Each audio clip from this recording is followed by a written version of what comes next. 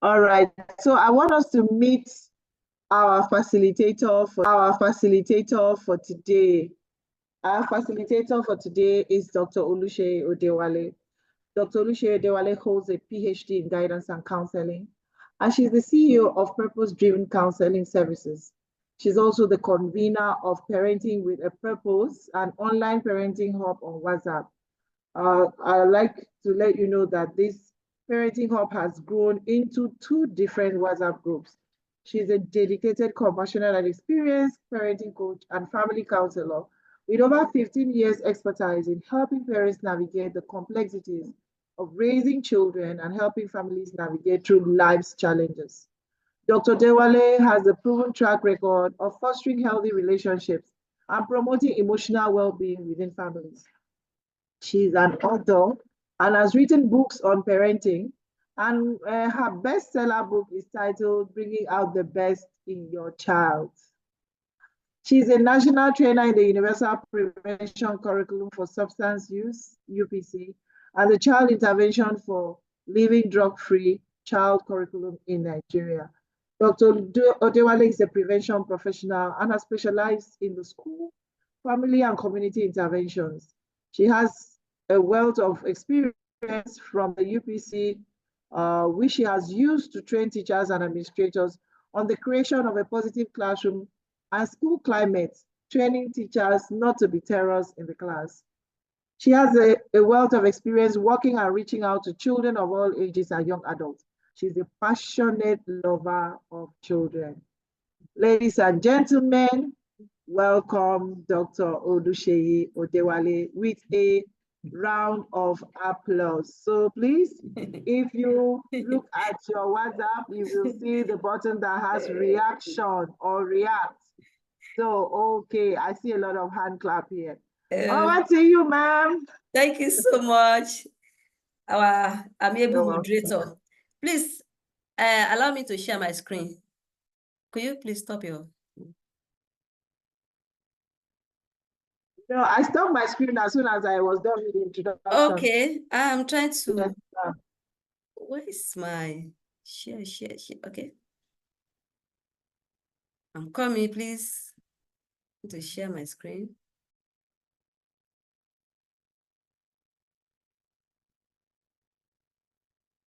Okay, please, can you see my screen? Can you see it now? Yes. Yes. Okay, thank you so much. Good evening, everyone. I want to warmly welcome you to today's class, Parenting Master Class, Parenting 101. I'm so honored to have you here, and I'm happy, and I know each and every one of us, we are going to really learn today. We are going to learn, unlearn, and also relearn. So thank you so much for joining this class today. We are going to go straight because we have a lot to cover. And the topic of our masterclass is building resilient children and teenagers, unlocking their potentials. And in this session, we have 4 modules. Today, we are going to look at 2 modules. Tomorrow, by God's grace, we are looking at the remaining 2 modules, module 3 and 4. So, module 1. Module 1 has to do with understanding resilience.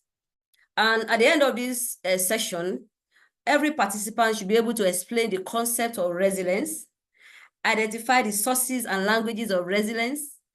We are going to also check our resilience level and how to boost our resilience level. Today's sessions, the 2 modules are about us as parents, as teachers, and as caregivers. Why? Because what we don't have, we cannot give. We need to have it before we can actually, help young ones. That is why today is for us. We are going to look at different aspects of our lives that will affect our parenting. And tomorrow, we are going to look at skills for different age groups. So, and we are going to look at the foundation of resilience in every child. That is the 4th module. So, let's start right away. Understanding resilience. And I want us to know something, that every child is unique, special, and loaded with potentials. For us to unlock their potentials, which is our responsibility, which is the responsibility of parents, teachers, and caregivers. We need this resilience. And what is resilience? It has to do with our capacity to cope with stress and challenges of life and to bounce back during difficult times. And you agree with me that challenges are real, not only with us as adults, even with our children, with our teenagers, with our young ones, with our young adults. And surely we are going to see those challenges that they could face. And how can they bounce back? How can they cope with all these challenges of life? And the truth of the matter is we cannot prevent these challenges on their way. It is not possible because they will go to school, they write examinations, they will move forward in life, they will cope with different stresses, and they need to have this capacity on their own so as to navigate all the challenges of life. That is why we need to understand what resilience is all about. When they are resilient, I can assure you they'll be able to maximize their potentials because they are all loaded with potentials. The way God created everyone, there are treasures in every child. So that is what I want every parent, every teacher, every caregiver to have at the back of our minds, that there is no child is useless at all. There are treasures in every child, but they need this resilience for them, this ability for them to be able to cope and move on despite challenges of life. So it has to do with ability to cope with big and small stressors, growing from experience. And as they begin to, to overcome one challenge or the other, they will begin to grow and begin to move forward in life. So resilience is one of the most important aspects of parenting. On our part as parents, we need to be resilient because there are challenges that are associated with parenting. So that we'll not give up on the journey. We'll not give up on any child. If you are not resilient, if you are not able to cope with those challenges, we will give up. And I pray that none of us will give up in this noble assignment that God has given each and every one of us. So we need to know more about resilience. Now, why do we need to build our children's resilience? Like I said earlier on, life is filled with challenges, particularly during the teenage years, because this is the period that they are negotiating the path to independence. And independence is one of the developmental goals that they need to achieve. A teenager should not still be holding to our skirts. That, mommy, I want to follow you everywhere. Don't go. I will follow you. Follow me to school. No. Independence is important for them. They need to achieve this goal. It's a developmental goal. And they are now negotiating. They want to know how far they will go. Their identity, what of their identity? They are developing their identity, who they are. Yes, when they were 5, 6, 7 years old, 4, 3, we are the one that always determine a lot. The kind of dress, the kind of food they eat, how they walk, how they talk, how they do a lot of things. But when they reach adolescent period, the teenage years, they begin to develop their own identity. This is who am I? There are some things I'm doing now that my mother is not doing it. My mother is still alive. She's not doing it. And there are some things I have seen in her that I don't like doing. I'm not a fashion, I'm not really keen about fashion. But my mother, even at a very good old age, at a very old age, in her 80s, she's still fashionable. But I don't have that kind of mindset too much. So they begin to develop their identity and they begin to face new and different experiences when transitioning into adulthood. As such, building resilience is an important part of children and adolescent development. It's part and parcel of their development. They need to have that ability, that capacity to move on despite challenges, despite stress of life. That is why we need to build resilience in our children and our teenagers. Now, let's quickly look at some of the common challenges children and teenagers face in today's world. You will agree with me that things are changing. In those days, when I was in secondary school, there's no Android phone. There's no internet. If your parents are unable to answer your question, you're on your own. But now with a phone in a child's hand, they don't even need, like I was telling they don't even need you. When you give a child an Android phone, honestly, cuckoo like this, they will Google and they will see answers to their questions.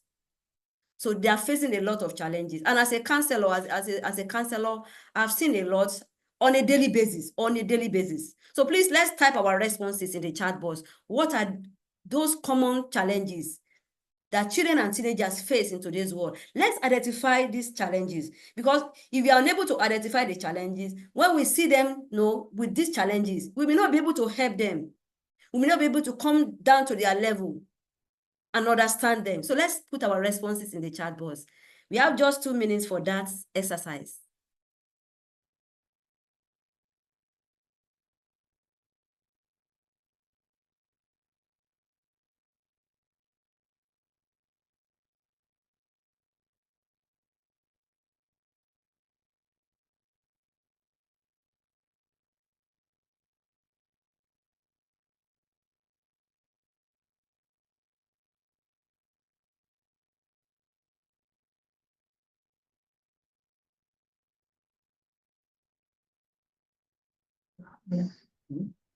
Okay, Doc, there are some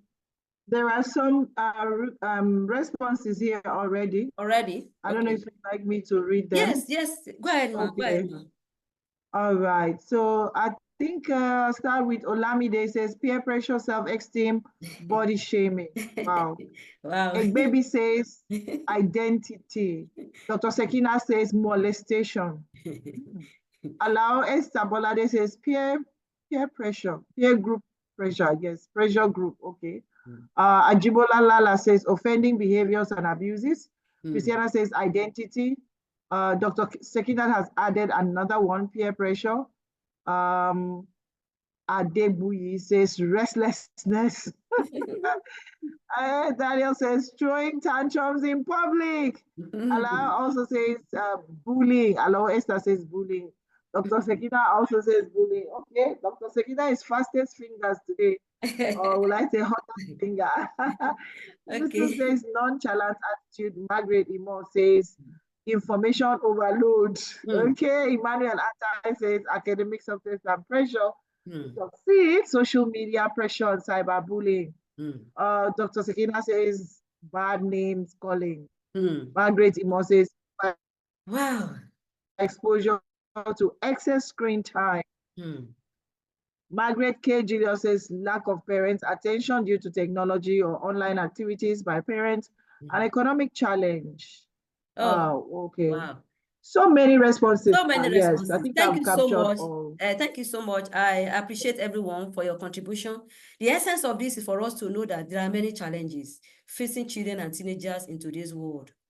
And they need this resilience for them to be able to overcome challenges of life.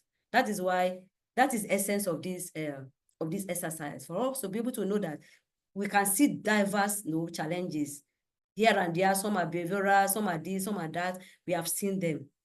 So I actually listed some, not all. So in addition to what you have said, I listed them like this. Health issues. Some have health issues. Behavioral problems. We have mentioned some of the behavioral problems. Cognitive delays. Inability to meet up with expectations, parental expectations. Family issues. This is on the increase on a daily basis, and it's affecting young people. Honestly, conflict in families, separation in families, divorce, just name it. Academic pressure, even our young ones in nursery and primary school, sometimes when you see how many subjects they are doing, secondary school, university, academic pressure is real. What of addictions? Different types of addictions. We have behavioral addictions, gambling, internet addiction, addiction to pornography, addiction to masturbation, addiction to drugs, many types of addiction. Identity and self-esteem issues, peer pressure. I call it Baba of them all. And many people have mentioned, even the last set of people also mention peer pressure. Peer pressure. And the issue of peer pressure is something that we must understand, that peer influence is very strong on teenagers, because there's nothing we can do about it. We can just help them to be able to know how to choose their friends wisely. We cannot take away peer influence from them. We have positive peer influence and negative peer influence. Also, career choice issues. Some of them, they have issues with their career. They are not even sure of tomorrow, future uncertainty. These are some of the challenges that children and teenagers face: loneliness or rejection, new sibling arrival, because attention definitely will be shifted for young people, for young ones. Adapting to a new classroom, school, or house. Parents' relocation. I've handled some of these cases, some of these challenges. Well, there was a day a guest told me that my parents they are now in Canada, they've relocated, but they left me with my grandmother, and I'm not happy that every night I used to wet my bed with tears. These are challenges. Failing an exam or disappointing test results. Oh, I've read, I've prepared so much, but I couldn't get the score that I thought I should get. What about bullying? Bullying or abuse at home. Bullying, as these are challenges that are common. Relationship breaks up or disagreement with friends for our older children, for our seniors, for our young adults. Not getting to a university course, job, or apprenticeship. Maybe they have been waiting for admission. They've written JAMB maybe twice or 3 times thereabout, depending their choice of course. They've not been able to achieve that, to achieve in that particular area. Death or illness in the family. This could be it's a challenge, but sometimes we neglect young people. We thought when there's any loss of life in the family, they concentrate more on maybe on adults. They'll believe, go and play, go outside, go and play. These are challenges that they could face, or losing a job. So just few in addition to what we have said. So let's look at challenges and resilience. What can we say about challenges and resilience? Research has indicated that when faced with challenges, children and teenagers who have poor resilience, they tend to, number one, have increased mental health problems, such as depression and anxiety, because they couldn't cope. They couldn't cope with that challenge. And the childhood depression is real. Gone are the days in Yoruba. What are the children? What are they thinking about? Do they pay school fees? Some children, the way they think these days, it's not about they don't pay school fees. If you see them laughing, see them joking, if you them be playful, some of them they are very thoughtful, thinking about paying of bills, house rents. I've come across such children and teenagers thinking about a whole lot, and their parents are not aware. Children and teenagers who have poor resilience also, they tend to increase drug and alcohol use as a coping mechanism. You see some adults when they have issues, because they are unable to cope, they may begin to to use drugs here and there, or something to cope, some negative things to cope. What about they used to have relationship problems? They tend to have relationship problems with their peers, with their teachers, and with family. They also underachieve at school or work. Children with poor resilience, or teenagers with poor resilience, they have poor self-esteem and confidence issues. They don't believe in that they are capable of doing certain things. Okay, they don't reach their potential or achieve goals in life, in later life, because of these issues that are like distractions, obstructions on their way, on inability to cope with the present challenge or issue that they are facing, because challenges are still ahead. That's the truth. So this is the relationship between challenges and resilience. Now, what are the sources of resilience? To overcome adversities, children draw from 3 sources of resilience, and they are labeled as I have, I am, and I can. I have, I am, and I can. I have are the external supports. Who are the I have? We, the teachers, the parents, grandparents, uncles, aunties, everyone is important in the life of a child. And I want us to be very conscious about this. Everybody is important in the life of a child. So I have, what do they have? What are the external support that they have? So I have, I am, what do they have? What do they believe they can do? They are capable of doing. I have faith in God. And all these are our responsibilities. I can, what I can do. So a child may be lost. So these three has to be there. I have, I am, and I can. A child may be loved. I have people. I have my family members. I have my uncles, my aunties, my teachers. But if he or she has no inner strength, I am, what I can do, or social or interpersonal skills, I can, there can be no resilience. A child may have a great deal of self-esteem. I'm smart, I am intelligent, I am this, I am that. But if he or she does not know how to communicate with others or solve problems, in which I've seen this in many, in many teenagers and children, they don't know how to communicate with people, how to communicate with their friends, how to communicate with their teachers, how to communicate with their parents, and has no one to help him or her. The child is not resilient. So children, they need to have support. People they can think, oh, I have somebody that I can talk to, I can share my feelings with. A child may be very verbal and speak well, I can. But if he or she has no empathy, I am. No feeling for others, or does not learn from role models, nobody to learn from. Nobody, there's nobody that you can say, oh, this person, I think I want to pattern, I think I like some things about this particular person. There is no resilience. And from the sources of resilience, we have languages of resilience.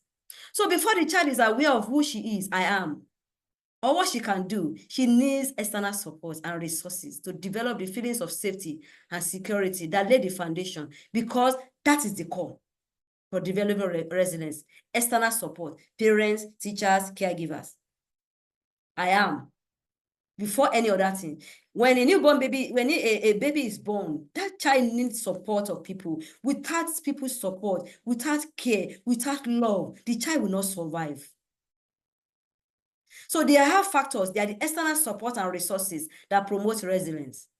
There are factors, they are the child's internal or personal strength, what we have actually inculcated in them, those strengths that we have given them, the feelings, the attitudes, the beliefs within the child. The account factors, they are the child's social interpersonal skills, those skills that we have given that child.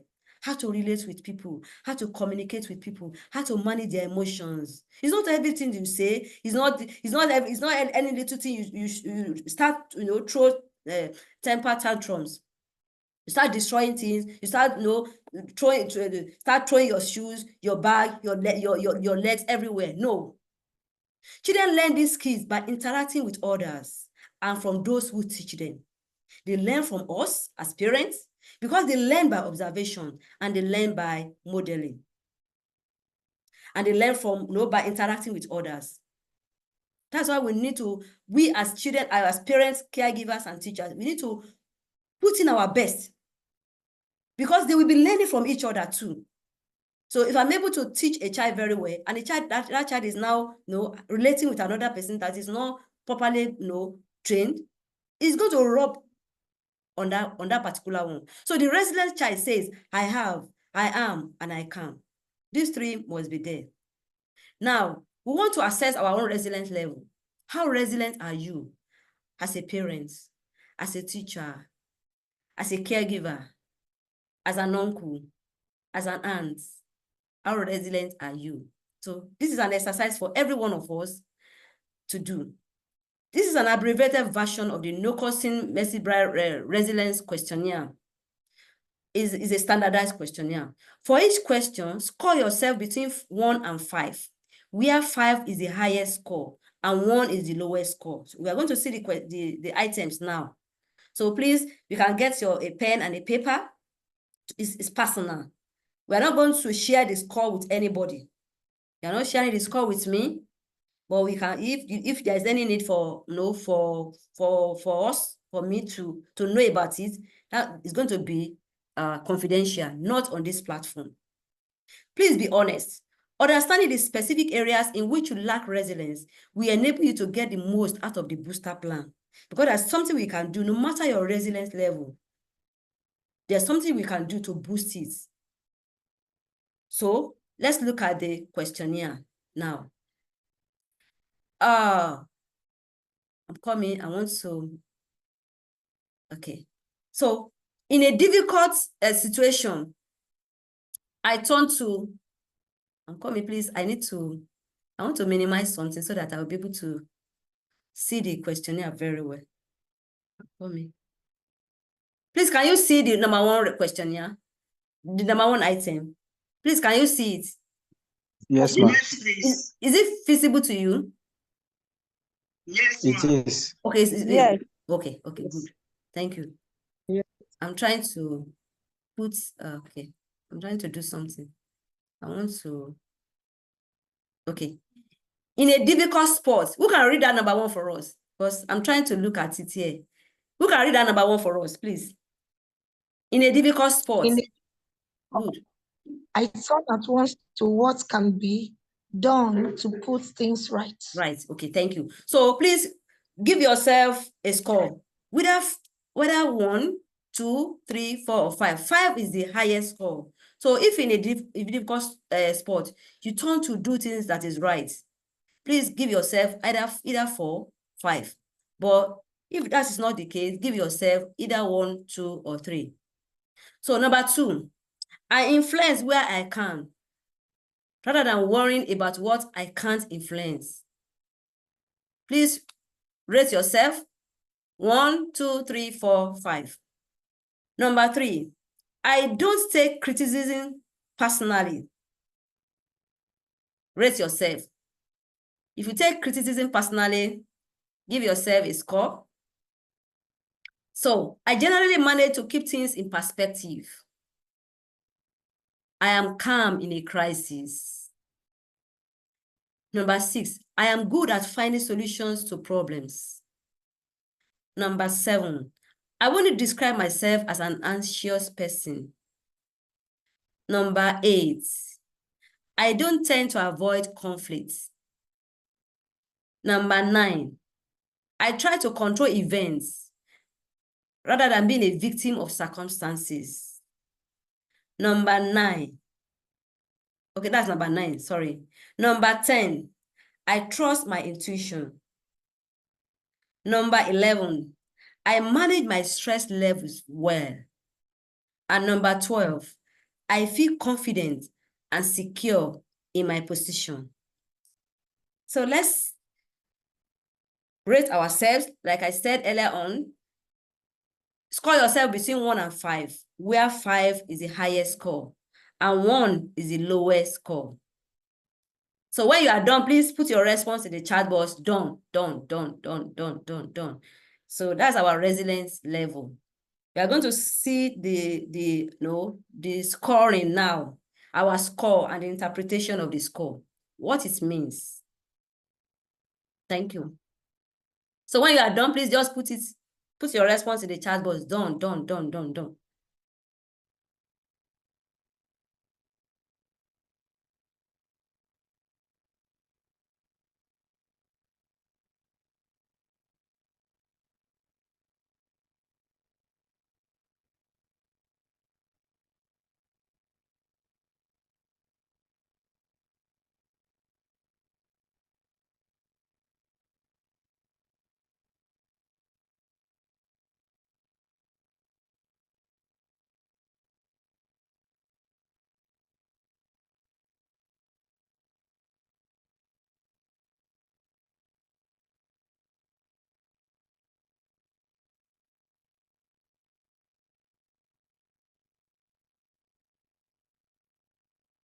I think we should be done by now.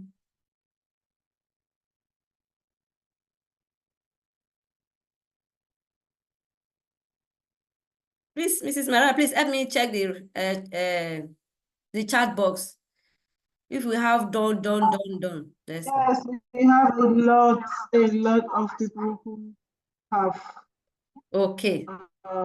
Okay, so said it. Yeah. okay. So thank you so much, everyone, for completing the maybe you can question. just give a minute. A minute more. Yes, Okay. thank you, All right. ma'am.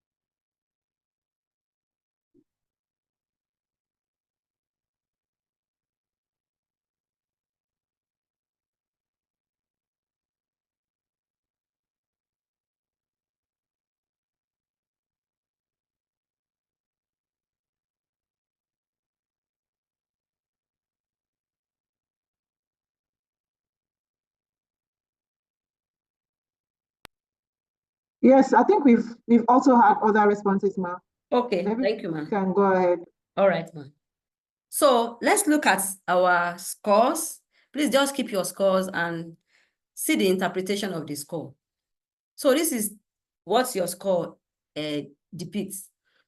0 to 37, it means a developing level of resilience. Your behavior score indicates that although you may not always feel at the mercy of events, you will in fact benefit significantly from developing aspects of your resilience. 38 to 43 means an established level of resilience. Your score indicates that you may occasionally have tough days when you can't quite make things go your way, but you really feel ready to give up. 44 to 48 means a strong level of resilience. Your above opportunities average score indicates that you are pretty good at rolling with the punches and you have an impressive track record of turning setbacks into opportunities. While 49 to 60 means an exceptional level of resilience. Your score indicates that you are very resilient most of the time and really fail to bounce back whatever life throws at you. You believe in making your own luck. That is the interpretation of the score of the questionnaire that we have just tried to look at. So please just keep your scores and know what it means and the level that you are. So let's move. Now, no matter the level of your resilience, it can be boosted. It can be increased. And how? So we are going to look at how to boost your resilience. Whether developing, whether established, you can still boost your resilience. Even whether you have an exceptional level of resilience, it can still be boosted because challenges of life have different degrees and have different weights and dimensions. So, number one is visualize your own success. Resilient people create their own vision of success. Your own vision of success may be different from my own vision of success. So visualize your own. Create your own vision of success. This helps them to achieve their goals by providing a clear sense of where they are going, they are moving towards. Your vision needs to be rounded and vibrant and based on what is currently possible. Resilient people don't waste time on impossible dreams or anchoring after things they will never have. They have smart, their goals are smart. They are measurable. They know that this goal, this what I've set for myself, I can achieve it. They recognize the fine line between stretching goals and unrealistic goals. That's how to boost your resilience. Visualize your own success. Number two, self-esteem. Some people are naturally blessed with high self-esteem. Others, perhaps most of us, need to work on our self-esteem, which involves understanding where it comes from and what makes you feel good about yourself. So we have this checklist, in which I want everyone to look at. The checklist below may help you identify what you are good at. Remember what I said in the beginning of this class, that every child is unique, special and loaded with potentials. There are treasures in every child. So we need to really look at that. What are you good at? Everyone is good at something. So remind yourself of these things regularly. What you are good at. What can you feel positive about? It may be different. My own, it may be different from your own. That is why in the journey of life, we need to avoid comparison as much as we can. Because all of us, we are wired differently. Recognize what other people appreciate about you. Also, allow others to praise you and resist the temptation to brush compliments aside. When people appreciate you, agree with them. Don't compare yourself with other people. When things go well for others, feel genuinely happy for them. Be happy. When others are making it and making progress, be happy. Your own too will come. That's how to boost your resilience. That's how to move on, to overcome challenges of life. Enjoy when something goes better than you thought it would. Praise yourself. Appreciate that you are trying, you are moving on. Another way of boosting resilience is to become more optimistic. Optimism is one of the most important characteristics of resilient people. They believe that, yes, things will get better. Things will get better. Things will get better on a daily basis. Some people, everything they see things not getting better, things getting worse. They are pessimistic, but no, resilient people, they see good things in every situation, in every circumstances. So it is vitally important to look on the bright side of life, have confidence in your own abilities, and salvage what you can from problematic situations. There are some challenges that you can actually turn to opportunities. Another way of boosting resilience, manage your stress. Manage your stress. Very important, because stresses of life are real. But we have good stress and bad stress. Some of us are on this platform tonight. It's a little bit stressful for us, but because of what we know that we are going to gain, we are here. That's a good stress. Stress, and a good stress actually is a way, it's like boosting our confidence in that, oh, I'm going to achieve something today. It's going to impact me positively. But negative stress has to do with something that we start affecting our mental health. So highly resilient people have a higher tipping point. And when things threaten to get them down, they know how to deal with it. They know how to manage their stress. This is one of the things we need to know how to do very well.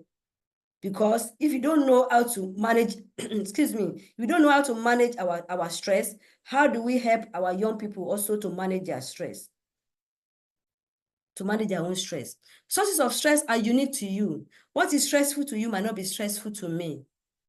So you need to understand what stresses you. Some people working with children. Today, I was out. I was out helping a sister, in a program to talk to young people. And I enjoy it. I love it because I know I'm impacting lives.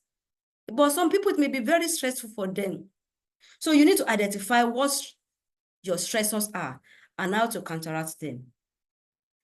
Another way of boosting our resilience is improved decision-making. Resilience requires to make decisions rather than avoid decision. There are some decisions you need to make rather than avoiding them and procrastinate later on. No. Resilient people trust their own judgments, but are not afraid to challenge their minds. They know that decisions are really irreversible, and that procrastination is the enemy of resilience. Oh, I will do this. Oh, I will go for my first degree. Maybe I have my SE. Oh, I'll go next year. Another year, I'll go another time. Oh, after my first degree, I'll go for my master. No, I'm not ready. My PhD. No, they begin to procrastinate. You need to decide and make that decisions. Understanding your preferred decision-making approach is a critical step towards building resilience. Another way of boosting resilience is ask for help. It is not a sign of weakness to ask for help. While preparing for this masterclass, the first time, even the second time, I've asked people for help here and there. Even young people, even my children, I ask them for help.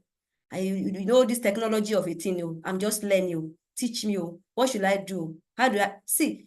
Ask for help. That's how to, because nobody is all powerful. God is the Almighty God. He's the one that has all the power in this world. You don't have to do it alone. This alone. Is there anything you have in mind that you want to do? Ask for help. I encourage young people. Because recently I have a case of a boy who told me that it was a very pathetic case. When he gained admission to the university at the age of 16, when he got there, he was lost with the activities, and he was having issues. He was having issues with his academics, and he couldn't talk to anybody. He couldn't reach out to people for help. Maybe tutorials here and there, because immediately you enter. See, like I was telling some of them, I said, immediately you enter a class for the first time, and the lecturer is teaching 2 or 3 times, you will discover that this course is like it's like this course I'm not getting into. Quickly ask for help. Look for people that you know that in that particular area they are better off. Ask them for help, whether in secondary school, whether in the university, anywhere, ask for help. And at the end of the day, you discover that you will do well. You can ask help for people, and at the end of the day, it has happened to me during my HSC, my highest, when I did my HSC, 1986, 87, Oduduwa College in Ife. There was a particular young man that was teaching me chemistry, organic chemistry. He was the one teaching me. At the end of the day, I scored higher. I got the highest score. Many people open their mouth like this, and he was the one teaching me. So resilient people know when to reach out to others and who is best to turn to. So ask for help. This is how to actually boost our resilience and deal with conflict. Conflict occurs when our views differ from those of another person. So we know how to deal with conflict every day. We need to have, to be emotionally intelligent. How to handle conflict is an important part of resilience, so that we will handle our conflicts, in a better way. Also, learn. One of the ways of boosting our resilience is what we are doing here. What I'm saying, we are not hearing some of these things for the first time. Some of us, we even know better than I do. But we are here learning again. I'm also learning, because when you are teaching, when one person is teaching, two people are learning. As I'm teaching now, as I'm facilitating now, I am also learning. So thinking regularly about what lessons can be drawn from your experience, it strengthens your learning muscle and helps you build resilience. Also, figure out how you learn best and take the most from the experiences life throws at you. Any experience at all. What have I learned from this? It has always been part of my life. If there's any challenge, what have I learned from this? I need to learn something from this. Is it disappointment? Is it failure? Is it rejection? I need to learn something. And young people around me too, I used to tell them, what did you learn from this situation? From what happened? And be yourself.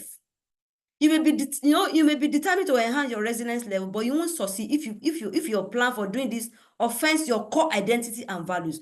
Every one of us, we have our identity and we have our values. Be yourself. I cannot talk like Mrs. Maria. Mrs. Maria cannot talk like me. I cannot be talking like Dr. Shekinat. I am who I am. And every one of us, we have our strengths and we have our weaknesses. The most resilient leaders are self-aware as they are self-confident. So be yourself. We have come to the end of module 1.